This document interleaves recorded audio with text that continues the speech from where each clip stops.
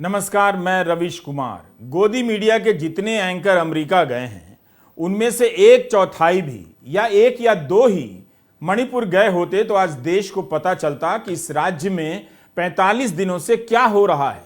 50,000 लोग किन हालात में राहत शिविरों में रह रहे हैं। सोमवार को मणिपुर से बीजेपी के ही 9 विधायकों ने प्रधानमंत्री नरेंद्र मोदी के कार्यालय को एक ज्ञापन सौंपा है।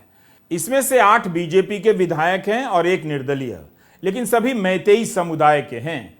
इन्होंने लिखा है कि मणिपुर की जनता ने राज्य में, स्टेट में अपना भरोसा खो दिया है, जबकि मणिपुर में बीजेपी की ही सरकार है और बीरेन सिंह बीजेपी के मुख्यमंत्री हैं। लेकिन उनके विधायक लिख रहे हैं कि वहां की जनता ने अपना भरोसा खो दिया है। क्या यह किसी भी तरह से गंभीर हालात नहीं है? आपको याद होगा कि जब विदेश राज्य मंत्री का घर जला तो उन्होंने भी कहा कि मणिपुर में कोई सरकार नहीं है। कांग्रेस प्रवक्ता जयराम रमेश ने कहा है कि एक दिन बीजेपी विधायकों का एक गुट रक्षा मंत्री से मिलता है, एक दिन अलग गुट प्रधानमंत्री को मेमोरेंडम देता है। दोनों गुट कह रहे हैं कि मुख्यमंत्री को हटाओ, मणिपुर में बीजेपी ही एक नहीं है और प्रधानमंत्री को परवाह नहीं है। उनके स्पीकर सत्यव्रता जी, सभी मंत्रीगण, सभी लोग जो है ये कोशिश में कि प्रधानमंत्री जी उनको अपॉइंटमेंट दे, लेकिन एक व्यक्ति बिना अपॉइंटमेंट का, मनोज शुक्ला, जो वर्तमान में एक पिक्चर बनी है उस पर काफी चर्चित है, उस व्यक्ति ने ट्विटर में लिख दिया और हर जगह लिख दिया कि मैं तो प्रधानमंत्री जी को बिना अपॉइंटमेंट का मिलता हूं। 31 मार्च 2023 को आदि पुरुष के डायलॉग राइटर बिना अपॉइंटमेंट का इस देश के प्रधानमंत्री जी से मिल सकते हैं, लेकिन 15 साल से चीफ मिनिस्टर रहे श्री बोबी सिंह जी, मणिपुर के जितने भी टॉप लीडर्स हैं जिन्होंने जीवन दे दिया, खून दे दिया मणिपुर के लिए, जहां पर सब लोग भाजपा के सदस्य मंत्रीगण प्राइम मिनिस्टर से मिल नहीं पा रहे हैं, सिर्फ मनोज मुंतशिर शुक्ला वो बिना अपॉइंटमेंट का मिल लेता है। जो बद्दी डायलॉग लिखने वाला, गंदा डायलॉग, हर एक भगवान को बेइज्जत करने वाला, वैसे व्यक्ति को प्रधानमंत्री जी 45 मिनट के लिए जो है उन्होंने अपॉइंटमेंट दिया, 45 मिनट्स। तो मैं यही इस मंच से देश के जितने भी लोग जो सुन रहे हैं और बाद में सुनेंगे, प्रधानमंत्री नरेंद्र मोदी ने तो मणिपुर से आए विरोधी दल के नेताओं से भी मुलाकात नहीं की, बीजेपी के विधायकों से भी मुलाकात नहीं की। केंद्रीय मंत्रियों से मिलने की खबरें छप रही हैं, मगर जमीन पर इसका असर नहीं दिख रहा। हालात सामान्य नहीं हो रहे हैं।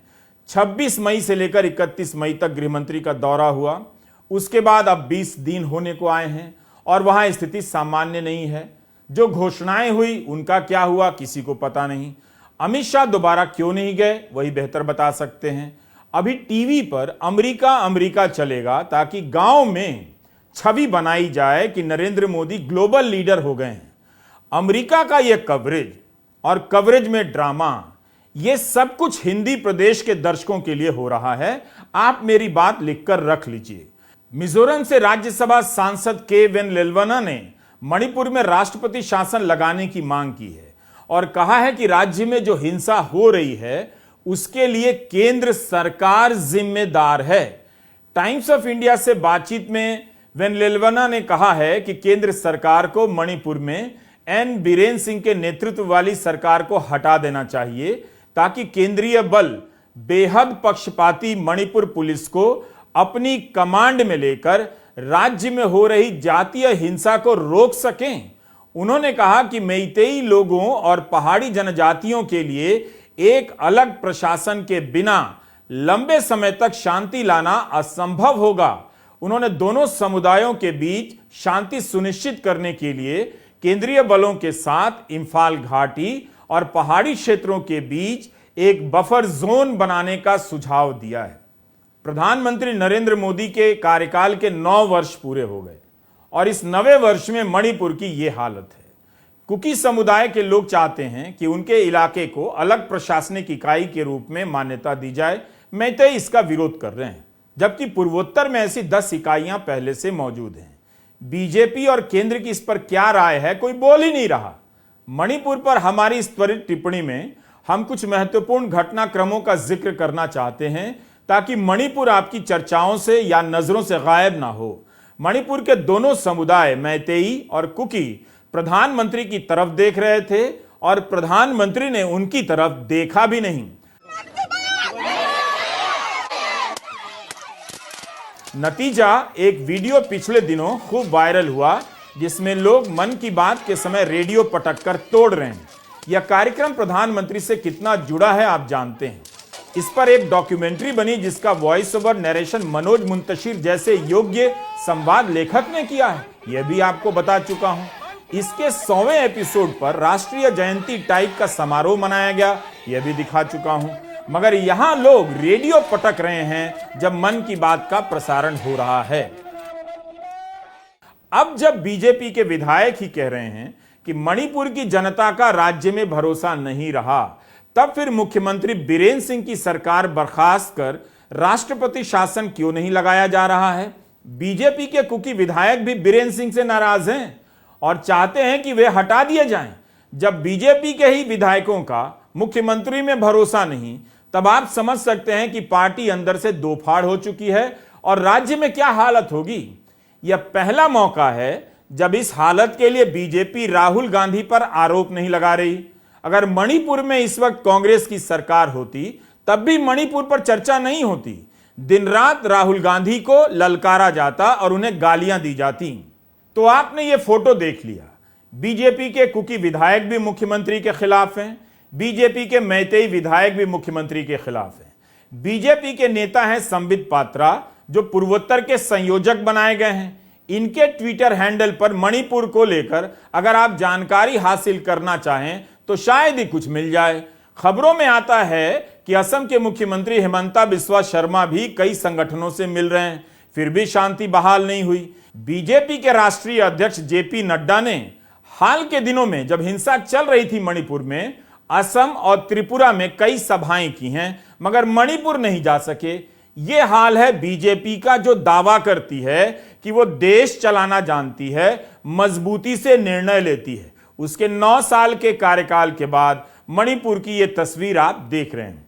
इस बीच आरएसएस ने अपील जारी कर दी। इस अपील का क्या मतलब है, समझ से परे है। प्रधानमंत्री ने अपील जारी नहीं की, आरएसएस जारी कर रहा है। इस अपील में लिखा है कि आरएसएस 50,000 विस्थापितों के साथ खड़ा है। मेरी समझ में नहीं आया कि कैसे खड़ा है। क्या आरएसएस के लोग वहां राहत कार्य कर रहे हैं? क्या मोहन भागवत मणिपुर के दोनों गुटों के विधायकों को जो दिल्ली आए हैं उन्हें लेकर प्रधानमंत्री से मिलने जा रहे हैं या मिलने की अपील कर रहे हैं? या हम ये माने कि अपील करने का नया काम अब आरएसएस को दे दिया गया है, प्रधानमंत्री अपील जैसा काम नहीं करेंगे? आरएसएस प्रधानमंत्री मोदी से क्यों नहीं अपील करता? मीडिया की हालत यह है कि इसकी भी हेडलाइन चल गई कि केंद्र राष्ट्रपति शासन पर विचार कर रहा है और उसका अब कुछ पता नहीं। मणिपुर के मुख्यमंत्री बीरेंद्र सिंह ने हाल में एक अपील की है। 20 जून के टाइम्स ऑफ इंडिया में एक खबर छपी है। मुख्यमंत्री अपील कर रहे हैं कि कुकी और मैतेई दोनों अपने हथियार सरेंडर कर दें। उनका कहना है कि कुकी उग्रवादी संगठन हथियार डाल दें और मैतेई लोग भी हथियार का इस्तेमाल ना करें, हिंसा रोकें। अमित शाह के दौरे के 20 दिन बाद का यह हाल है कि मुख्यमंत्री लोगों से हथियार डालने की अपील कर रहे हैं। पहले भी कर चुके हैं, 1 महीना हो गया। यह हालत क्यों यहां तक आई जब मणिपुर में डबल इंजन की सरकार थी? अब बीजेपी बोल नहीं रही। हिंदू अखबार की एक रिपोर्ट हिंदी के पाठकों और दर्शकों तक नहीं पहुंची होगी, इसके बारे में मैं कुछ बताना चाहता हूं। 20 जून को विजेता सिंह ने एक रिपोर्ट फाइल की है। सूत्रों के आधार पर लिखी गई इस रिपोर्ट में बताया गया है कि कई जगहों पर कुकी और मैतेई हथियारबंद दस्तों ने एक दूसरे के रास्ते को ब्लॉक कर दिया है, जिसके कारण एक दूसरे के इलाके में रसद की सप्लाई नहीं हो पा रही है। स्थिति यह है कि दक्षिण पूर्व सीमावर्ती इलाके में कुकी और नगा अपनी जरूरी चीजों के लिए म्यांमार पर निर्भर हैं। बताइए, भारत के होते हुए म्यांमार पर निर्भर हैं, क्योंकि चंदेल और टेक्नोपॉल का संपर्क मणिपुर से कट गया है। सुशांत सिंह अकेले ऐसे पत्रकार हैं जो लगातार मणिपुर पर लिख रहे हैं, मणिपुर पर रिपोर्ट कर रहे हैं, पत्रकारों की रिपोर्ट को ट्वीट कर रहे हैं, ताकि मणिपुर की खबर दुनिया के सामने आती रहे। मणिपुर की जो स्थिति है वो इस वक्त भी बहुत ज्यादा खराब है। 140 से ज्यादा लोग मारे जा चुके हैं, 60,000 से ज्यादा लोग बेघर हुए हैं, 4,500 से ज्यादा हथियार लूटे गए हैं पुलिस की आर्मरी से, पुलिस की कोच से, जिसमें से सिर्फ 1000 हथियार वापस आए हैं। दोनों पक्षों की तरफ से एक दूसरे के ऊपर गोलीबारी हो रही है, डेली फायरिंग हो रही है, घर जलाए जा रहे हैं, मौतें हो रही हैं। जो पुलिस है वो आर्मी पे फायरिंग कर रही है, असम राइफल्स पे फायरिंग कर रही है। जो मेतेई ग्रुप हैं वो कहते हैं असम राइफल्स, आर्मी और सेंट्रल फोर्सेस को यहाँ से निकाल दीजिए। जो कुकीज हैं वो कहते हैं कि भाई आप इन लोगों को लाइए, सेंट्रल फोर्सेस ही हमको प्रोटेक्ट कर सकती हैं, क्योंकि जो स्टेट पुलिस है वो हम पे अटैक कर रही है। जो सरकार का जो इकबाल है, जो राज्य सरकार का भी हो चाहे वो केंद्र सरकार का भी हो, वो पूरी तरह से खत्म हो गया है। सरकार की कोई वहां पर वक्त ही नहीं बची है, सरकार की कोई बात नहीं सुन रहा है। यहां तक स्थिति ये है कि 9 भाजपा के एमएलएज दिल्ली में आए 15 तारीख को प्रधानमंत्री से मिलने के लिए। प्रधानमंत्री ने उनको समय नहीं दिया और अंत में वो एक ज्ञापन छोड़ के चले गए प्रधानमंत्री के पास कि भाई बीरेन सिंह को हटा दीजिए मुख्यमंत्री पद से, और ये तब समस्या सॉल्व होगी। पर समस्या तब भी सॉल्व नहीं होगी। बीरेन सिंह तो बीजेपी का प्रतिनिधित्व करते हैं, वहां पर तो आपको अब राष्ट्रपति शासन लगाना ही पड़ेगा। मणिपुर की इस हालत के लिए जिम्मेदार लोग वही हैं केवल जो नफरत और पहचान की आंच पर अपनी राजनीति की रोटी सेकते रहते हैं, कभी असम में, कभी मणिपुर में, कभी यूपी बिहार में। अब जब हालात बेकाबू हो गए तो ना तो वहां जा पा रहे हैं, ना बोल पा रहे हैं। यही नहीं, विजेता सिंह ने अपनी रिपोर्ट में लिखा है कि 4000 से अधिक हथियार लूटे गए। ज्यादातर हथियार मैतेई संगठनों ने लूटे हैं, कुकी ने भी लूटे हैं, मगर ज्यादातर हथियार मैतेई के पास हैं। अमित शाह भी हथियार लौटाने की अपील कराए, मगर अभी तक 1000 हथियार ही वापस हुए हैं। 3 जून को इंडियन एक्सप्रेस की रिपोर्ट में लिखा है कि हथियारों की लूट के दूसरे दौर में 3000 हथियार लूटे गए, मगर वापस आए केवल 144। उधर हिंदू की रिपोर्ट में लिखा है कि म्यांमार से मैतेई उग्रवादी गुट भारत में घुस आए हैं। इस तरह के हथियारबंद 60 से 70 ग्रुप की गतिविधियों को रिकॉर्ड किया गया है। आपको याद होगा कि मुख्यमंत्री बीरेन सिंह ने शुरू में कहा था कि म्यांमार से कुकी उग्रवादी घुसकर हिंसा कर रहे हैं। अब खुद ही बीरेन सिंह मैतेई से हथियार डालने की अपील कर रहे हैं। इस सच्चाई पर इतने दिनों तक पर्दा क्यों डाला गया? जरूरी है कि मणिपुर में इंटरनेट बहाल किया जाए, ताकि वहां से जानकारी बाहर आए। इससे लोगों को और तकलीफ हो रही है। इंटरनेट के बैन करने से बैंक का काम रुक रहा है, खरीदारी उनकी बंद हो गई है। यह हमारी त्वरित टिप्पणी है। अंदर बाहर की राजनीति को सुलगाना, धर्म या जाति या नस्ल के नाम पर पहचान की राजनीति को हवा देने का परिणाम आप देख रहे हैं। यही मणिपुर की हालत है। नमस्कार, मैं रवीश कुमार।